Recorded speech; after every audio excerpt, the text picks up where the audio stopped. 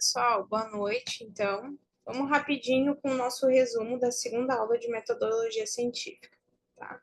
Nessa aula a gente trabalhou então os tipos de conhecimento, né? Nós entendemos a importância do conhecimento, como a gente tem que conciliar a ciência com o nosso conhecimento teológico, nosso conhecimento religioso, e como a gente consegue fazer um equilíbrio muito bem com ela. Aprendemos que a ciência mostra o como, enquanto o nosso conhecimento cristão mostra o porquê. A gente viu a ponte entre essas duas coisas e como quando a gente vai escrever, vai ler, interpretar um texto, a gente tem que saber usar delas para o melhor. Agora vamos relembrar aí os três principais tipos de conhecimento que a gente vai usar mais para frente. O principal dele, principal não, o primeiro dele é o empírico, tá? O conhecimento empírico, como a gente comentou várias e várias vezes, é muito parecido com o senso comum que a gente já trabalhou na aula passada.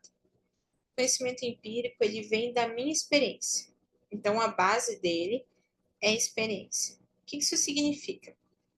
O conhecimento empírico, ele é aquele conhecimento do dia a dia, né? Ele é um saber popular.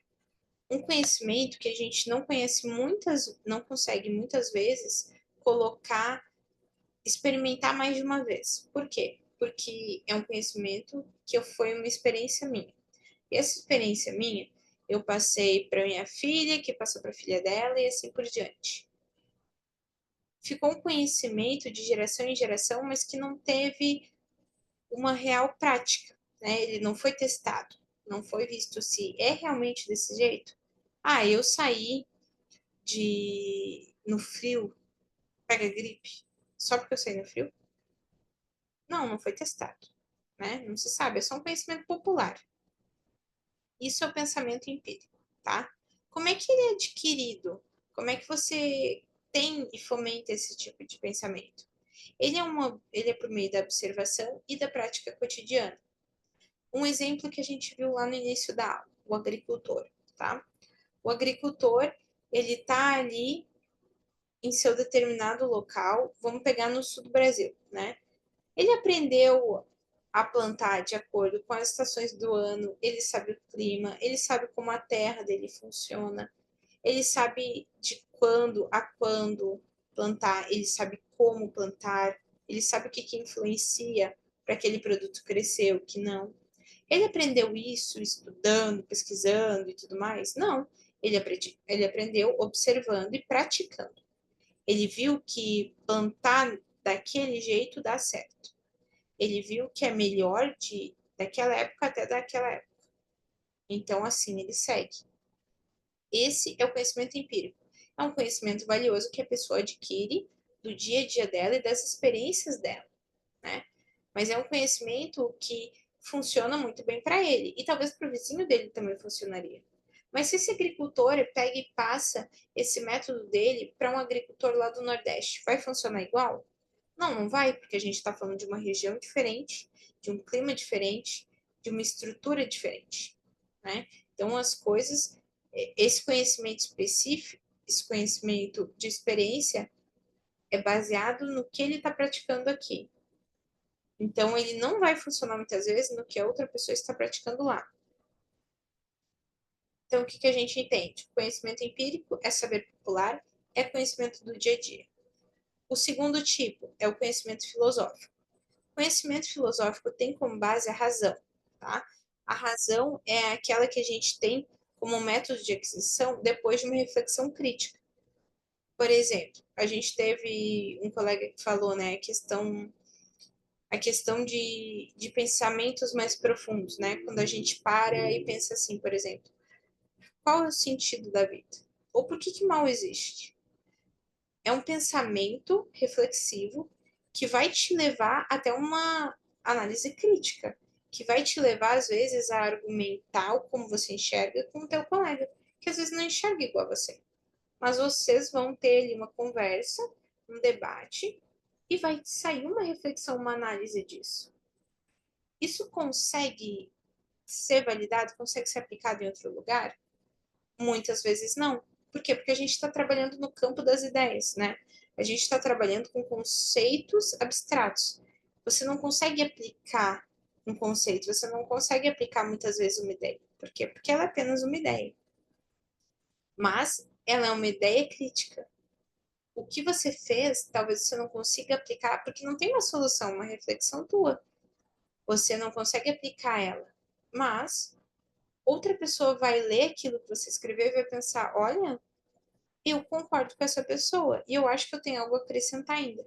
Então, outras pessoas vão revisitar esse teu pensamento, essa tua reflexão crítica, e vão lá e vão acrescentar. Ou vão pensar ainda: não, hoje o mundo mudou, eu acho que a gente pode melhorar esse pensamento.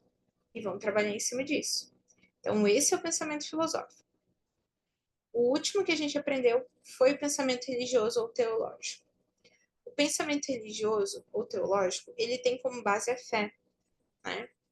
E qual que é o método de aquisição dele? Por revelação divina. Quando a gente está lendo um texto bíblico, quando a gente está lendo uma carta, né, qualquer parte ali da Bíblia, a gente recebe aquilo como a gente não, se a gente lê aquilo ali unicamente de forma acadêmica, a gente só está tendo conhecimento por conhecimento. A diferença do conhecimento religioso e teológico é que a gente tem um método de aquisição pela revelação do Espírito Santo, né? Quando a gente lê um texto, a gente tem uma transformação e uma maior reflexão porque o Espírito nos revela algo. E qual é a base disso? É a nossa fé, é por isso que é uma revelação. A validação disso, para nós como cristãos, ela é infalível. Por quê? Porque a validação dela é a nossa fé. A gente comentou nessa aula da questão da ciência, né? Que muitas vezes a ciência ela vai corroborar muitos fatos da Bíblia e vai analisar e vai dizer que sim, aconteceram, é verdade, aquela pessoa existiu, mas alguns fatos ela não consegue dar respaldo e até vai criticá-los. O que a gente faz quando não se chocam? Nós vamos adotar a nossa verdade, né? A nossa verdade bíblica e assim nos manter. Então, é infalível porque a escritura é infalível para nós, né? É infalível para a fé. Exemplo, tá? Doutrina e ensinamento bíblico. A gente citou o próprio caso da ceia. A gente aprendeu aquilo nas escrituras e a gente aplica hoje nas igrejas. Então, a diferença é que no conhecimento religioso a gente coloca isso em prática. A gente não fica só no campo das ideias. Né? E ao mesmo tempo que a gente comentou na aula que todos esses conhecimentos circulam uns pelos outros. Então, ao mesmo tempo que eu estou ali fazendo uma reflexão crítica de determinado assunto, o meu pensamento empírico está circulando ali, porque eu tive uma experiência que é muito parecida com a situação que eu estou refletindo.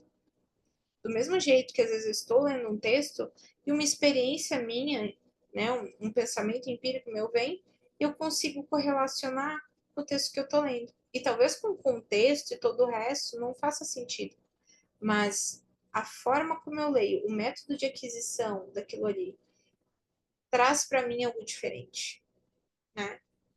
Eu consigo, através da base que é a minha fé, e através da revelação divina, aplicar para mim aquilo.